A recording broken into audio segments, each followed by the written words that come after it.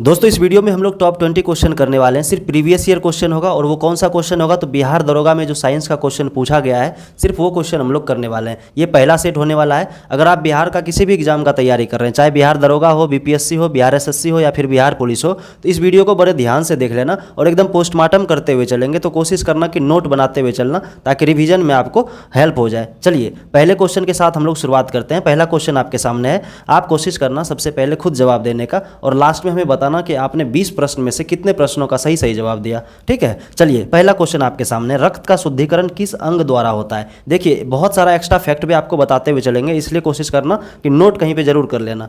देखिए हृदय है, यकृत है, वृक्क है, फेफड़ा। तो इसका राइट आंसर क्या हो जाएगा? ऑप्शन नंबर सी हो जाएगा, वृक्क। वृक्क को इंग्लिश में हम लोग क्या बोलते हैं? किडनी। ठीक है, किडनी बोलते हैं।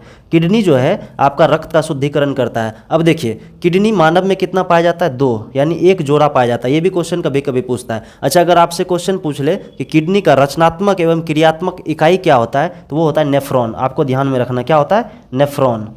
आपको पता होना चाहिए किडनी का क्रियात्मक और रचनात्मक इकाई क्या हो गया? आपका नेफ्रॉन हो गया। ठीक है, अच्छा किडनी जो है क्या रिलीज करता है? किडनी जो है आपका यूरिया रिलीज करता है। ठीक है, यूरिया रिलीज करता है। कभी कभी क्वेश्चन पूछा जाता है कि किडनी जो है प्यूरीफाई करके क्या बाद में रिलीज करता है, तो यूरिया रिलीज करता है। यूरिया के साथ साथ यूरिक एसिड भी होता है, ये भी आपको ध्यान में रखना है। चलिए अगला क्वेश्चन देखिए। अगला क्वेश्चन आपके सामने है। क्वेश्चन नंबर 2 कह रहा है, नीचे आंसर भी लिखा हुआ है, आप मैच कर सकते हैं। ठीक है ना। चलिए अगला क्वेश्चन है कि मानव शरीर में लाल रक्त कणिकाओं का जीवन काल कितना होता है? यानी आरबीसी का आपसे पूछ रहा है, आरबीसी का जीवन काल कितना होता है? बताइए। आरबीसी का जीवन काल आपको पता, ऑप्शन नंबर सी 120 दिन होता है। अच्छा एक चीज बताइए आप, आरबीसी का निर्माण कहाँ पे होता है? निर्माण कहाँ होता है? फॉर्मेशन। आरबीसी का जो फॉर्मेशन होता है वो होता है आपका अस्थि मज्जा में। कहाँ होता है? अस्थि मज्जा में। ये नोट करते हुए चलना है आपको। अस्थि मज्जा, इंग्लिश में इसको क्या बोलते हैं? Bone marrow. ठीक है, बोन मेरो ध्यान में रखना है। अच्छा एक चीज़ और बताइए, आरबीसी का कब्रिस्तान किसको बोला जाता है? ये आरबीसी का कब्रिस्तान हम लोग बोलते हैं प्लीहा को। किसको बोलते हैं? प्लीहा। और इंग्लिश में इसको बोलते हैं स्प्लीन। इंग्लिश वाले आप ध्यान देते हुए चलना, ठीक है ना।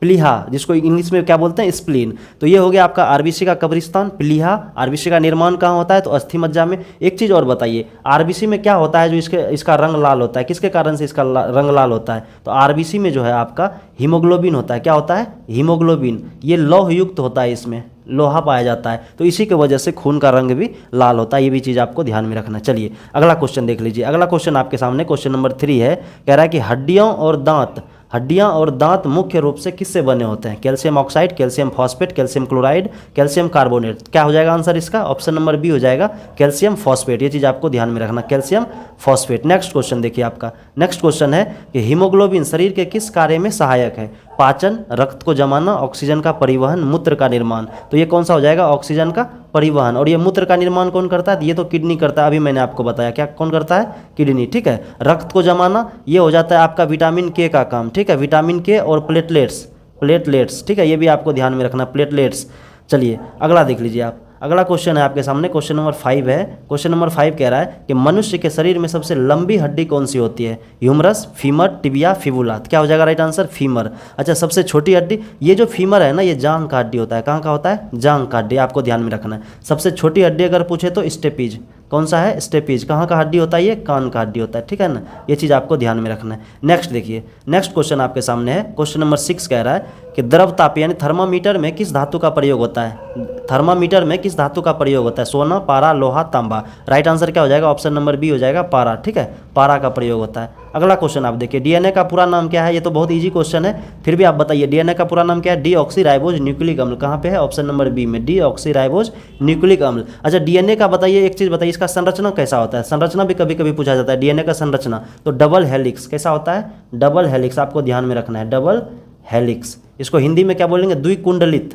आप नोट कर सकते हैं, द्विकुंडलित। कैसा होता है? देखिए इस प्रकार का होता है, इस प्रकार का, एक इधर से होगा एक इधर से होगा। ठीक है, इस प्रकार का होता है द्विकुंडलित, यानी दोनों साइड से ऐसे वैसे होता है, इधर से भी ऐसे होगा। इसको हम लोग बोलते हैं द्विकुंडलित। दूरबीन से देखिएगा ना तो एकदम मोती का माला जैसा दिखेगा। ठीक है, अच्छा डीएनए का खोज कौन किया था? ये भी आपको ध्यान में रखना, ये भी क्वेश्चन पूछा था। जेम्स वाटसन और क्रिक। कौन कौन है? वाटसन और क्रिक। ठीक है, ध्यान में रखना आपको, वाटसन और क्रिक ये वैज्ञानिक थे, इन्होंने इसका खोज किया था। चलिए अगला देखिए। नेक्स्ट क्वेश्चन आपका है, प्रकाश वर्ष किसका मापन करता है? प्रकाश वर्ष, तो ये दूरी का मापन करता है। कहाँ है? ऑप्शन नंबर सी में, ये राइट आंसर हो जाएगा, ऑप्शन नंबर सी दूरी हो जाएगा। ठीक है, अगला देखिए। पानी का सामान्य पीएच मान क्या होता है? पानी का सामान्य पीएच मान बताइए। पीएच मान कितना होता है? 7, क्योंकि पानी उदासीन होता है, आपको पता है, 7 हो गया। अच्छा एक चीज़ और बताइए, अम्ल का पीएच मान क्या होता है? ये 7 से कम होता है। क्या होता है? 7 से कम होता है। अगर क्षार का आपसे पूछ ले तो 7 से ज़्यादा होता है, ठीक है, 7 से ज़्यादा। ये हो गया आपका 7 से कम, ये हो गया 7 से ज़्यादा, ठीक है। और 7 जिसका होता है उसको क्या बोलते हैं हम लोग? उदासीन, जैसे ये पानी हो गया। आइए अगला देखिए, अगला क्वेश्चन आपके सामने, रक्तचाप किस यंत्र से मापा जाता है? रक्तचाप आपसे पूछ रहा है, thermometer, barometer, sphygmomanometer, gas meter. तो इसका राइट आंसर क्या हो जाएगा? ऑप्शन नंबर सी हो जाएगा, स्फिग्मोमैनोमीटर, ठीक है। थर्मामीटर से हम लोग क्या मापते हैं? ताप मापते हैं, शरीर का तापमान मापते हैं, तापमापी है, तापमापी यंत्र, ठीक है। बैरोमीटर दाब मापी यंत्र, इससे दाब मापते हैं हम लोग, दाब मापी यंत्र। चलिए आइए अगला क्वेश्चन देखिए, अगला क्वेश्चन आपके सामने क्वेश्चन नंबर 11 कह रहा है कि वृक्क किसका निष्कासन करता है? वृक्क जो है किसका निष्कासन करता है? अभी मैंने आपको बताया था किसका किसका निष्कासन करता है? यूरिया और यूरिक एसिड। देखिए ऑप्शन नंबर बी में आपका राइट आंसर है यूरिया, ठीक है। ये चीज़ आपको ध्यान में रखना, यूरिया।